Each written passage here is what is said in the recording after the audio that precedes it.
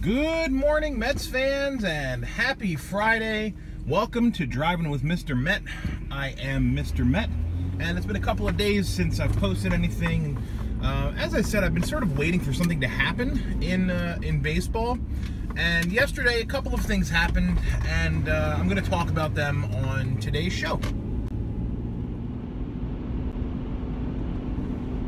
The first order of business is that I almost feel like taps should be playing in the background, because I've made no bones about the fact that the number one person on my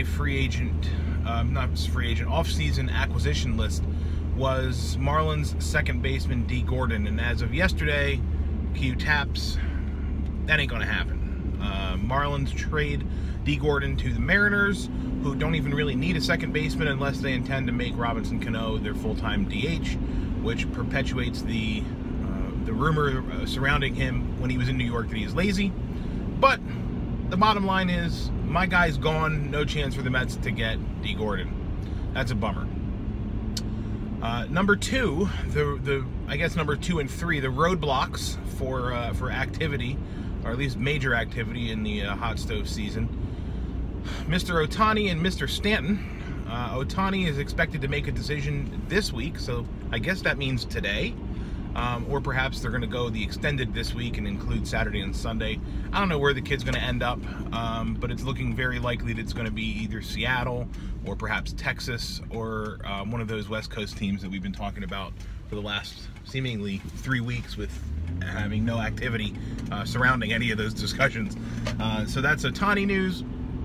On the Stanton front, last week all of the rage was, and all of the indicators pointed to the artist formerly known as Mike ending up either in St. Louis or San Francisco. And as of yesterday, Stanton basically blocked those two teams. He sort of said, nah, I don't want to go there.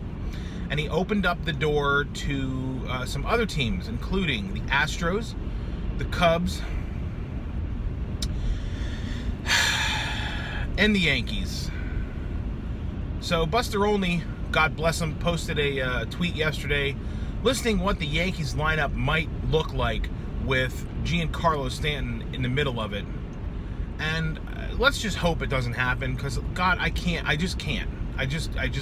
So let's just pretend that was Buster Olney like smoking crack or something, and it's not really going to happen. There's no chance that it's going to happen.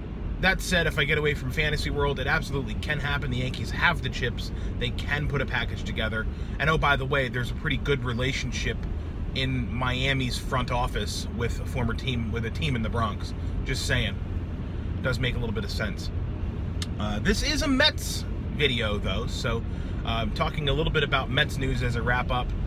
There were some I guess I want to just say, like, theories posed earlier this week about trade partners and trade opportunities, and there are 3 that I want to talk about today. 2 of them were posted yesterday, and the other one was earlier this week, and I got all 3 of these off of Mets blog, actually, and I don't know if they were reported elsewhere or rumored about elsewhere, but I got them off of Mets blog.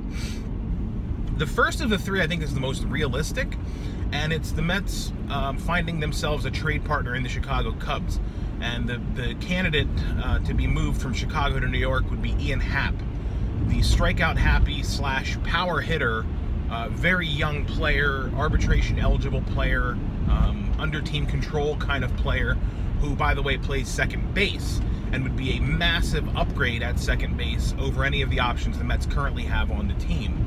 Happ can also play third base, and as I know from my fantasy team last year, he can also play outfield. So Ian Happ is an interesting guy to look at. I don't know what it will take in terms of trade to get a guy like Ian Happ, but in all 3 of these instances, Robert Gsellman's name keeps getting thrown around. So I don't know, if it were me, if it were Gsellman and a couple of prospects, I would do it in a heartbeat. I would take Ian Happ in a heartbeat. That's Ian Happ. I like the idea. The other idea is sort of on the opposite end of the spectrum, and it's Manny Machado. I think that's nothing more than clickbait. I don't think there's any possibility that the Mets will put together the kind of package to bring back a guy who is going to be a free agent very soon. And the O's are going to be nuts to trade him for anything that isn't exorbitant. I mean, they might as well just ride out the rest of his contract and, you know, keep him on the payroll and keep him local while they can. So I don't think the Manny Machado trade has any legs. Final trade is Evan Longoria. Evan Longoria has been a name as a third baseman that's been thrown around a lot over the last 5 years or so for the Mets. You know, Evan Longoria is a lot like David Wright in that he's a very quiet team leader kind of guy, baseball-minded guy. Seems to be, for the most part, pretty healthy and stays on the field. I surmise that's because he's never worn a Mets uniform.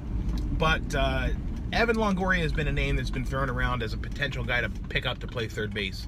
I don't know how I feel about giving up prospects for a guy who's Evan Longoria's age.